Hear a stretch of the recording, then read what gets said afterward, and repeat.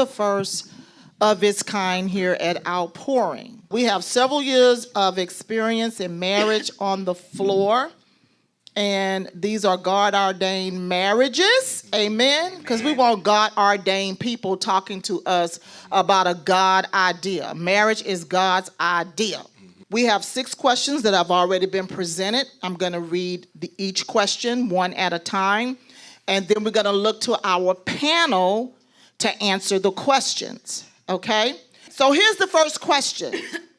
What should one be looking for in a mate? Personally, I mean, just from experience, from having not gotten it right and getting it right, I would say that you would want to find somebody that you have like interests with. That's the first thing. It's kind of difficult. A lot of times we think we can change people once we marry them and get them to do what we want them to do. But if they don't like doing what you like to do, then it's already a problem. And the other thing, I think that you definitely have to make sure that you love that person unconditionally. When I say that, I mean, I'm talking about the kind of love where it doesn't matter how bad the situation, the argument, the fight, the confrontation, that you're eager to make up, okay? That you're eager to make up and to move on with that person. So just speaking from experience, I know that when I met Pastor Webster, that, you know, I know that the thought process at that time for me was, if I get 1 week, 1 year, 10 years, I'll take that. So that was what I went into it saying. So meaning that whatever I got, I felt like I was blessed to have him. So whatever I got, I'd be thankful for that. So that's, you know, that's the kind of love, and that's the kind of spouse I think you should be looking for, one that you truly love. Thank you, Pastor Webster. Is there anybody else that would like to speak? Pastor Webster? Oh, you got my name? I thought you wanted me to say I'm something. calling you. Yeah. You ready? You looked at me, so I thought you was ready. I really think that from a biblical standpoint, I think I can go there first, is that the Bible says a man that finds a woman, a wife, finds a good thing. So I think within that, you see what you need from a mate. First of all, the man needs to be responsible. I think that if you're looking for a man, then he needs to be one that is godly, one that's handling his responsibilities. And if he's looking for a mate, then he should be looking for a wife. And most times, most men, I believe, know what that looks like, because most men come from a single parent home, and they've seen what, you know, the mom does for the children. And so I think that if you're looking for a wife, you should be looking for a Proverbs 31 woman. And I think I did that in the onset. I was looking for a wife. I wasn't looking for a girlfriend. I wasn't looking for a one-night stand. I was looking for somebody that I could live my life with for the rest, you know, for the rest of my life. And we had like interest in the beginning, and still do. And so I think that's what I was looking for. Okay. Okay, I'm going to repeat the question one more time, and then we're going to look to the Stovall's to answer the question. Question is, what should one be looking for in a mate? Stovall's? All right, I'll go. Because, you know, I'll forget. I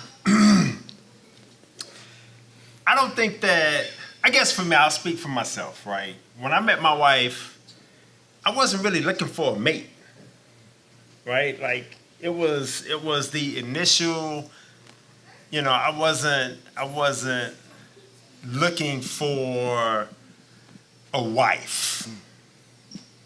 We just clicked, right? And so I think one thing that was really important to me to continue the relationship was the fact that we had chemistry.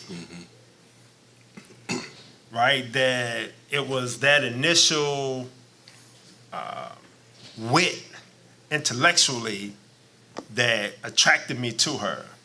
And so I think that one of the biggest things that you should look for with, when you find somebody, is the fact that you have that chemistry, but that you are genuinely friends, right? Like, we hung out together every day. Like, it wasn't a chore, like, oh Lord, here she come kind of thing. Or if she calls me, right? Like, we're grown people who both have been married before, right? So we're not kids at this, but then when I met her, it was like teenagers all over again, right? Like, we sitting on the phone all night, knowing that I'm gonna see you in the morning, and we're gonna go to lunch together, right? And we were together, I mean, literally every day since the first day we met.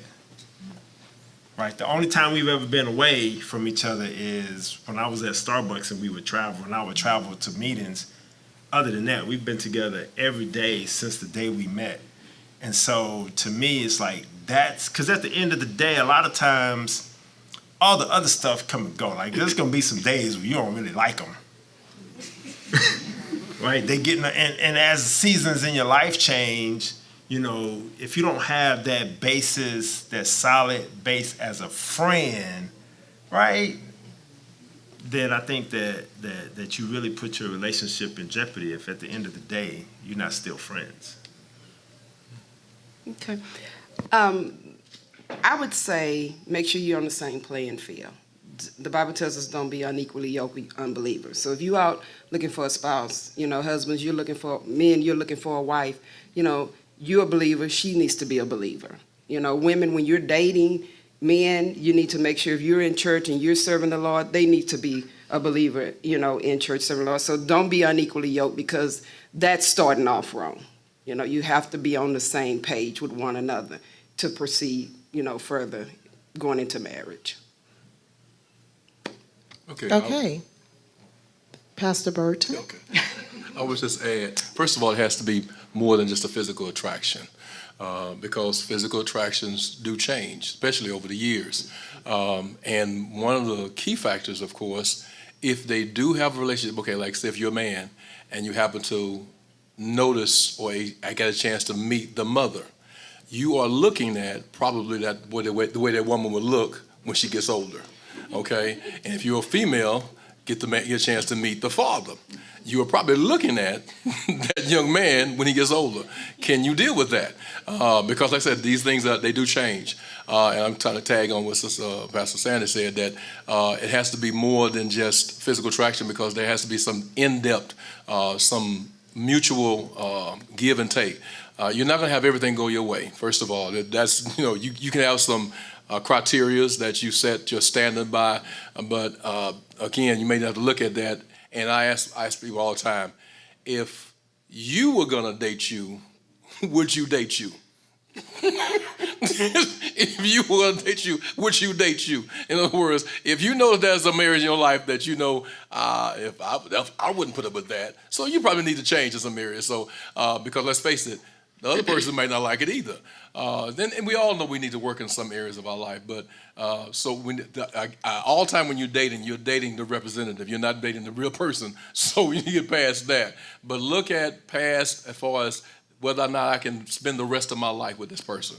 Again, it's growing older, because it's not a hit and miss thing. It's not something that you can try out today and then, let me try the new improved model tomorrow. No, I need something that I know for a fact that I can last. And you may not know that until you've actually got a chance to spend some time with them and gotten a chance to know them, because like I said, it's not just an outward appearance. They may look good on the outside, but there may be some things on the inside that may not be right. And trust me, first and foremost, there has to be a connection between them and God. Because if they don't have a God kind of love, they really can't love you. There's no way possible. They can show you some eros, but they can't show you no agape.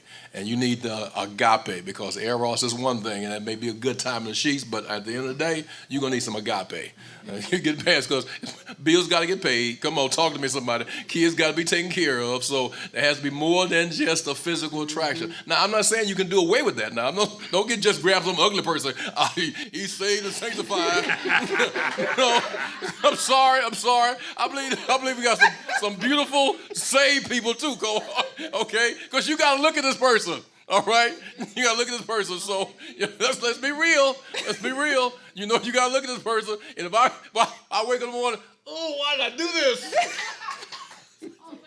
Yeah, but his heart is right. No, you gotta get past the heart, okay? So again, when you look for a mate, get not just the physical, but again, the outward appearance, but get some in-depth. Find some real in-depth questions, okay? Some things that you want to ask about them. Can you really grow? Do y'all have some common interests? Because let's face it, you may like each other and y'all might like each other, but unfortunately, y'all have nothing that y'all like to do alike.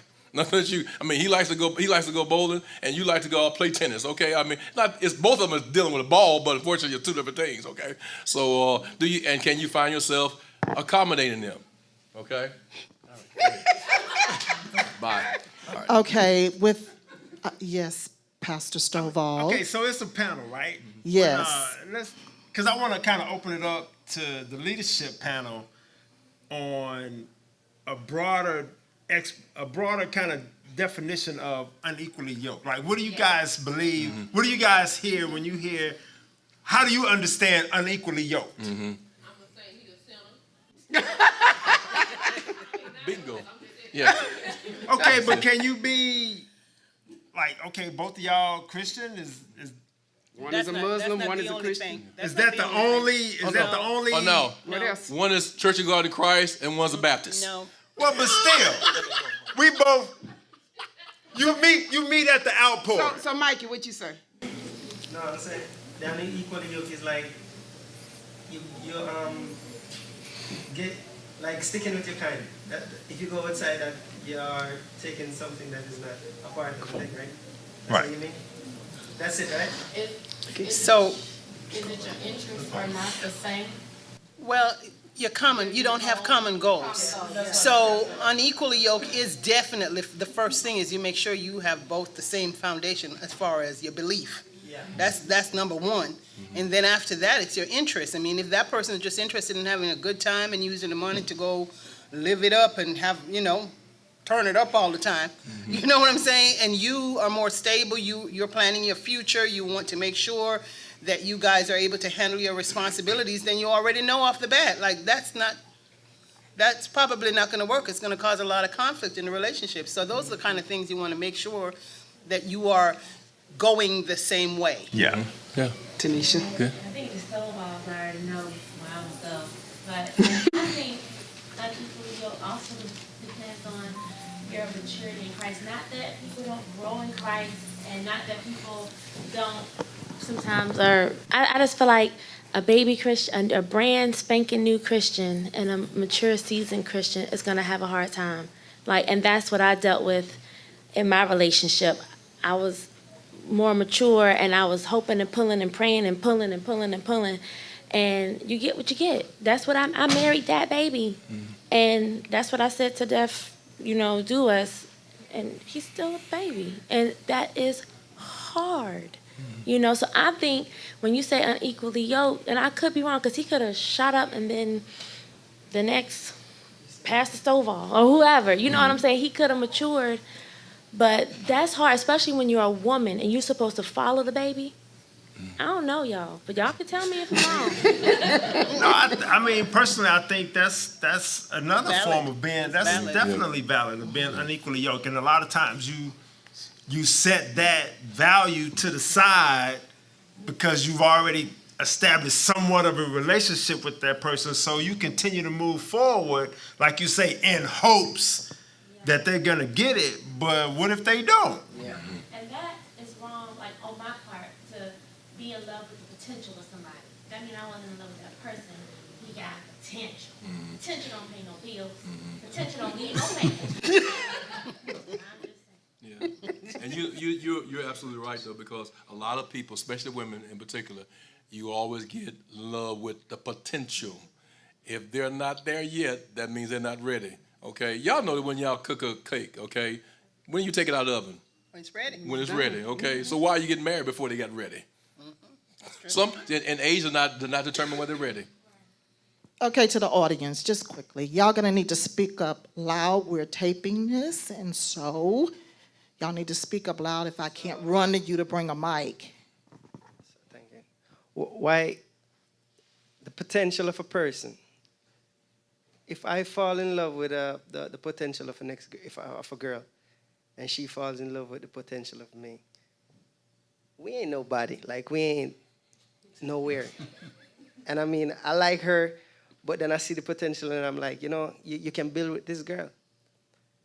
I'll take that gamble. But I mean,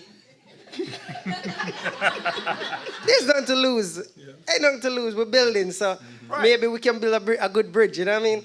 But for me to be at a place like I made it already, and I haven't married or anything, and I see the potential in it, I mean,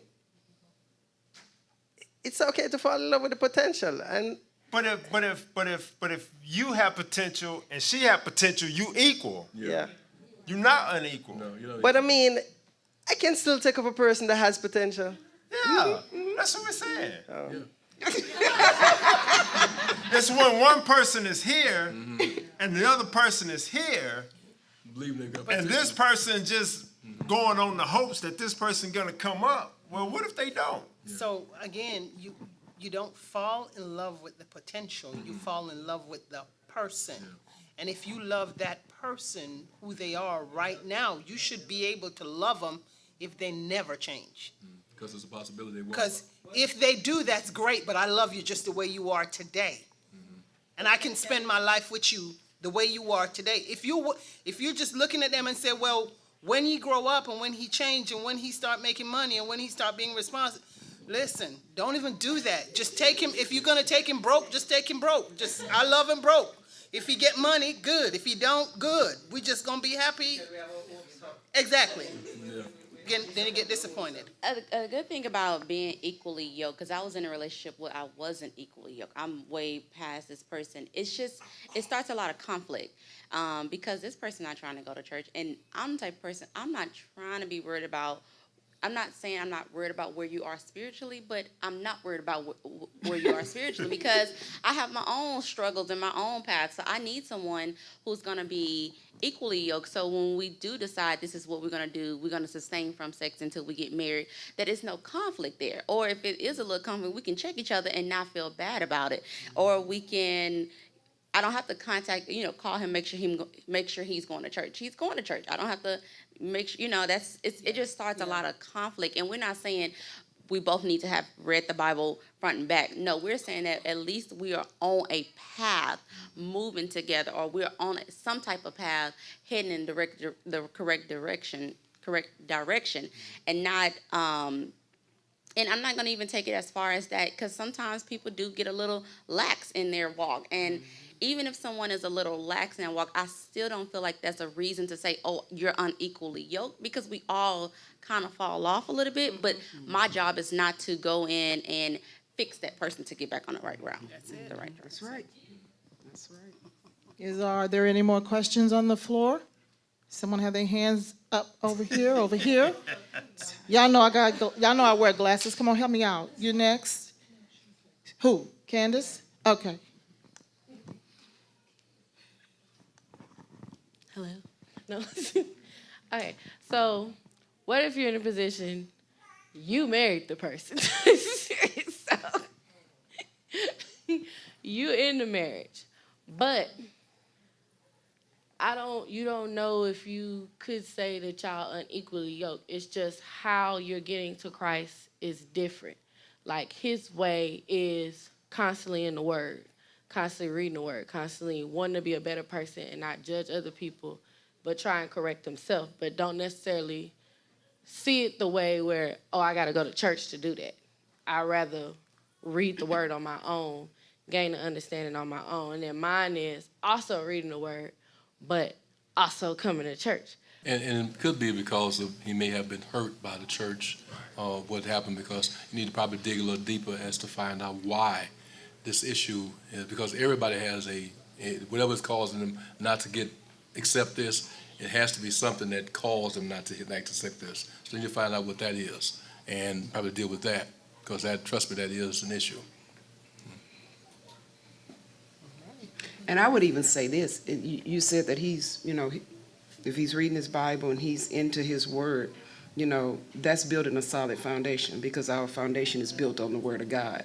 So that's a start. So you encourage that, and it's one step at a time. That's a good thing. So you just keep encouraging and keep encouraging. Yeah. Okay, are there any more comments with respects to that subject? No? Great. Question number 2. How can the spouse stop feeling guilty when he or she leave the kids with the spouse?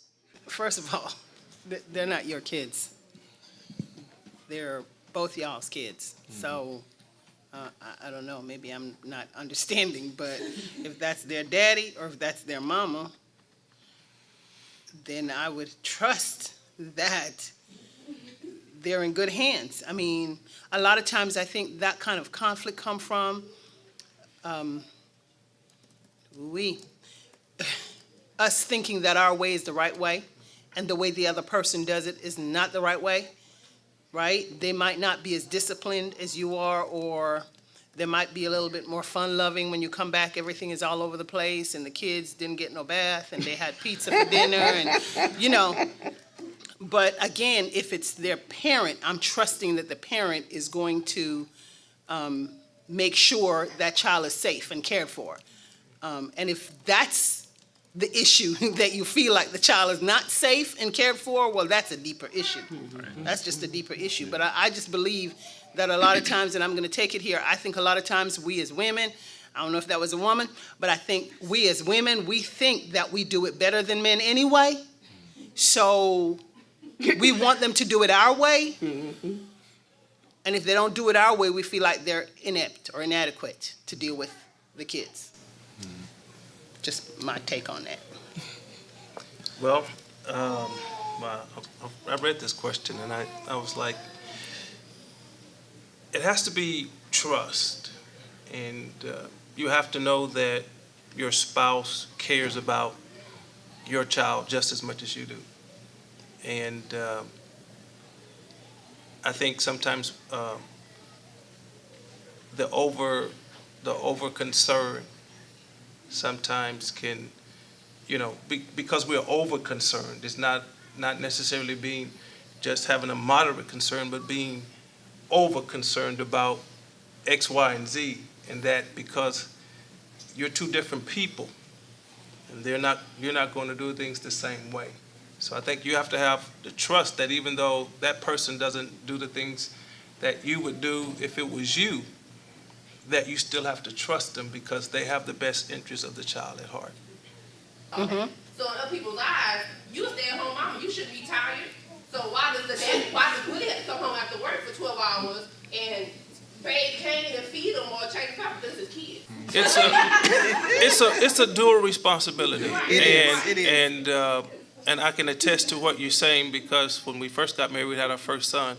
I worked from 8 to 5. Then I had a business that I went out from 8 to 12. And then I rocked the kids from 2 to 4. So I don't think she really felt guilty, but I understood that I needed to relieve her of her duty because she had been toiling with the child all day. And even though I was working, I was willing to, make the sacrifice so that she could be relieved. And so I think you have to know that the other person, even though he just came in from work, right? That he might or she might still, want that time. So that's one way to kind of process it as that they need to have their time. That was my time that I took him and I put him here, and I wasn't able to do that in the day. So that gave me some me time with him so that he could really feel my heart, feel my heartbeat, help me understand me, because she's understanding her all day. Yeah, I always felt like as a dad, you know, mom automatically has a bonded relationship with the baby, right? So I always felt like I got to work for mine, right? So when I come home, no, give me my kid, because we need to develop. You know, I need them to know me, right? But on the same token, I just need her to let me build my relationship with my baby my way, right? So when me and baby together, we do it like this. Now, when you and baby together, y'all might do it a different way, right? But I want that freedom and that responsibility to work for it myself, but to do it my own way, if that makes sense. So mom, if it's the mom that's feeling guilty, then, you have to be able to give that baby to dad, but then you got to be able to take your hands off and let dad do it his own way. He'll figure it out.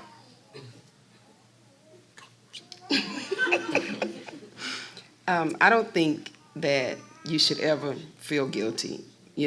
Like everyone else said, these are your children together. And so we were in the same predicament. I wasn't working, he was. But the moment he walked through the door, here you go. Because I was home all day. She had asthma, I had to do breathing treatments, I was breastfeeding. I was glad when he walked through that door and there was not a guilty bone in my body, because you helped me make this child. So you can't feel guilty. She belonged to both of us. So we're going to share the load. And that's the way you have to look at it. And again, like they said, it's giving them their time as well. And they do want their time, so. Okay, because we live in a mixed up society, and a lot of families, this is probably his child and not yours, or her child and not yours. But if you're going to step in that role, you're going to operate a role as the parent, as the mother. Whether, again, in our household, we don't believe in step. Because if you're a mother, you're a mother. That's the end of the story. If you're a father, you're a father. So you operate in that role. And especially, even more so when this child is not biologically yours. You do have to spend some time with him. You have to establish the fact that child, I love this child, is whether or not this is mine and yours. And bottom line, this is my child because I love you. It's an extension of because when we got married, she had a daughter, I had a daughter. And there was no such thing as step as far as we're concerned. Not Candace, okay, they're two older sisters. She's actually 12 years younger than both her two older sisters. But anyway, so in a case like that, you will let them know that, no, I don't feel guilty. I would take care of it. And most people can't even tell that Janelle's not biologically mine because she looks so much. I love the saying that says, you feed them long enough, they begin to look like you. Okay? And that's what I did. I feed them long enough, she actually looks like me. She even talks fast like I do. So you shouldn't feel guilty because, again, you took on the whole kit and caboodle when you got married. You said, I do to everything. Not I do to you and now what about those kids. No, I love all of you. That's the way it is. And really, that's how you know whether that's your mate or not, too. Because they already know that you got a package deal. It's a package deal. It's not just, just you. I got 2 or 3 kids, okay, and I came along with the package. So you know whether or not this person can handle it or not. So you shouldn't feel you shouldn't feel bad about that because that's a part of you. That's the extension. So, all right. Okay, are there any questions from the floor? Everybody's good? Okay. All right, question number 3. I'm going to challenge the panel to absolutely be PG with this one. The question is, what does intimacy, Pastor Burton, what does intimacy look like? Intimacy look like, and how do you grow it? The question is not, what does sex look like? There's a big difference between sex and intimacy. So what does intimacy look like, and how do you grow it? So we look into the Websters to begin answering that question. Bless the Lord. Okay, so I think the word speaks for itself. okay, intimacy, right? And so that denotes from the onset that it's a level of openness. So it's not a physical thing, it's a level of openness to be able to be transparent to the person that you are in relationship with. So if you're not able to be your true self, if you're not able to let all things come out, right, then there is a barrier to the intimacy. And I think it's the responsibility of both people. First of all, for the person who might be holding something back, it is your responsibility in order to build anything together. It has to be built, like we said already, on a solid foundation. So you have to be able to open up and let that person know you, right? Not know you in the physical sense, but know you in the emotional, spiritual sense, and vice versa. The other person's got to create an atmosphere for where you feel safe enough to open yourself up to that person. Does that make sense? So it's a two-sided thing. We have to cultivate an atmosphere where I feel safe to tell you about me and to show you me, right? And you create an atmosphere for me that I can do that. And that's both ways. Okay. First of all, that's two things, I think, maybe three. But the first thing would be that Echo says that prayer produces intimacy.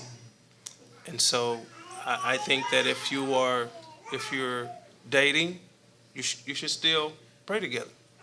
And if you're married, you should pray together. It produces intimacy from a spiritual level. How do you grow it? You grow it by remaining vulnerable in all aspects of your life. No, and if you can be vulnerable, then you can grow. But if you cannot be vulnerable, then there's going to be walls.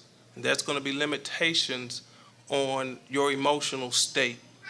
So I think you grow it by maintaining a certain level of vulnerability and being able to trust your mate, knowing that you're vulnerable, okay? And it goes both ways, okay? So you grow it by not taking advantage of the other person's vulnerability, okay? So so can I give you an example? I messed up. I'm not saying I cheated, but say I messed up. Okay, I did something, and she understood where I was coming from. She didn't scold me. She didn't condemn me for it. So that's going to help me to grow. But the moment that you scold a person for messing up, you build a wall that keeps you from growing beyond where you currently are. So that's why I say you got to keep the walls down, keep yourself vulnerable, but also you got to trust the person not to take advantage of your vulnerable state. I don't understand that. Okay. Because, like, if somebody messed up, that's what I did. I shut up. I didn't ever say, I don't like that, that's not right, because he's the man. Or you're saying for vulnerability, I'm saying for me, because he's the man, he's the man. So you never say, no, that's not right, and that really hurt me, so that you could be. No, that's not what I'm saying.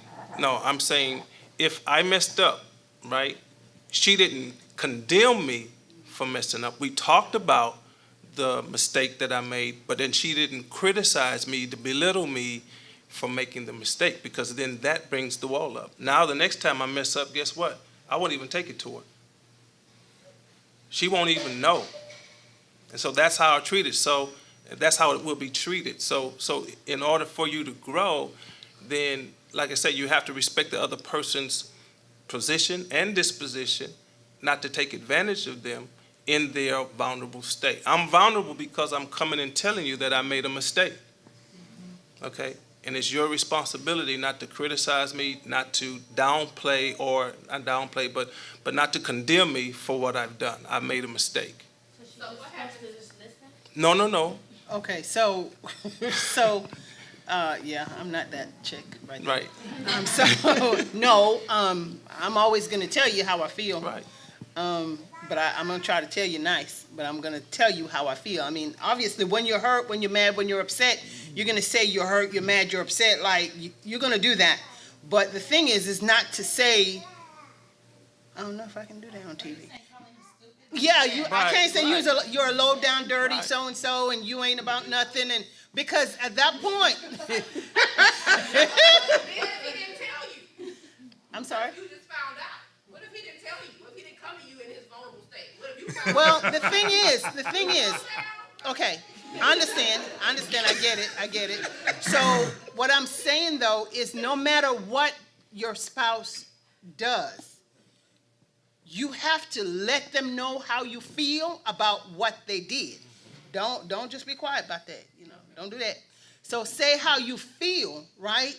But you have to remember that you're human too.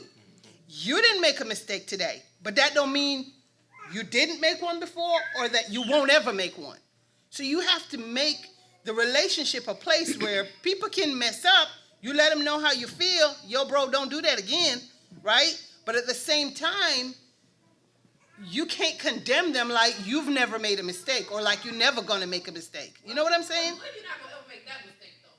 What's going on? That you know you ain't gonna make. Like I know, I'm not gonna make that mistake. Like that ain't gonna ever happen. Okay, so then we're quantifying the mistake. Well, I ain't gonna cheat. It ain't gonna Okay, so it doesn't matter if you're not gonna cheat and he just happened to spend up all the money. It doesn't matter. Oh, we're not talking about the same kind of mistake. No, so that's what I'm saying. We can't quantify the mistake. You know what I'm saying? We can't say my mistake was bigger than your mistake mistake was like unforgivable, because our mistake is forgivable. And that's the approach you have to take, is that people make mistakes. I might not talk to you for a couple of days. I'm just saying, that's me. I'm just putting it out there, okay? I might not talk to you for a couple of days. I might just be mad like that. But at the same time, I can't condemn you like you was just mine, like. I'm assuming that's the Well, correct them in love. tell them how you feel. I don't know that I'm going to correct him. It's not my job to correct him. It's my job to tell him how I feel about what he did. Right. I'm just saying, Correct in a way, because right, because correcting means I have the authority to correct you. And I really don't. That's between you. Tell them in love. And correction. Right. Because if you did something wrong, you're gonna explain how you feel inside. Right. So you're gonna tell them, don't do it no more. This is how you make me feel. You're still correcting because you don't want to go back out and do the same thing. Mm-hmm. So what is it's like telling the person how you feel is still the same way correcting him. I don't Well, think so. you could- When you say correct them, like I'm your boss or something, and I'm not. I'm going to tell you how you made me feel. And this, again, it doesn't mean that I'm right. I'm just giving you my take on it. I'm going to tell you how you made me feel. Now listen, this is how I feel, and I'm not going to I'm not going to put up with that. Is it So wrong to say that don't do that anymore? no, that's not wrong. That's not wrong. That's not wrong at all. But sometimes we want to correct like this. Like, We talked about the love thing earlier. We're talking about love, and we're talking about if you're able to make that mistake and then talk to your spouse and say, hey, you hurt me, that should be enough for your spouse to say, hey, well, I'm not going to do it again. Right. I don't want to hurt you because I really truly love you. Right. that's how I take it. How Pastor Edmund started it off with, we have to understand that agape love, that's some serious stuff. And we have to look at it as if when we mess up on a daily, does God cut us off? Does he call us a low down son of a so-and-so? No, and we're supposed to love like God loves. So we have to get out of that mindset of loving like the world loves, with that lust in our hearts, to say, I love you as long as you do right by me, as long as you bring that check in, and as long as you tend to the church. The moment you step out of that, I no longer love you. Yeah, come on. Because you didn't love them in the first place. You didn't. So we have to be mindful that, yes, first we are human. We walk in flesh daily.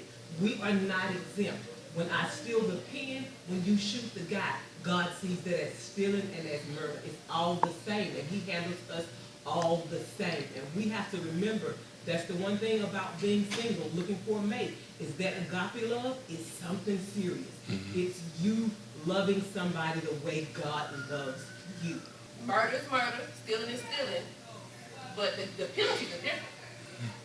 So we have to look at that accordingly when you're looking at your spouse. I'm not talking about like stepping on my toe in church.